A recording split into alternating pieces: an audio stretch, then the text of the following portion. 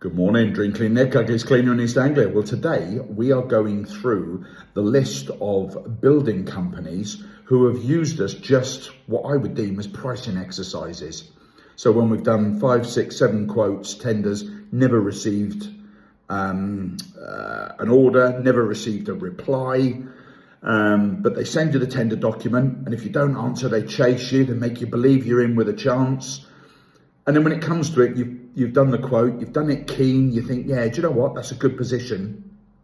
They then contact you and go, well, how much for this and how much for that? And you think, great, we've got dialogue, we've got something here. And then when it comes to placing the order, nothing. They don't answer the phone, they ghost you, completely ghost you.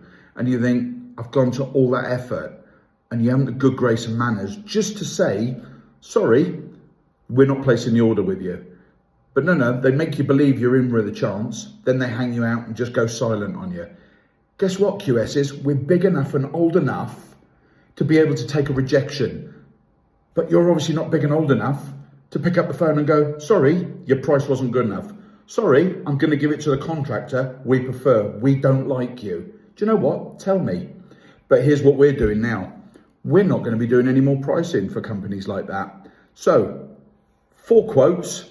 No order, no more pricing. It cost me money to do tenders.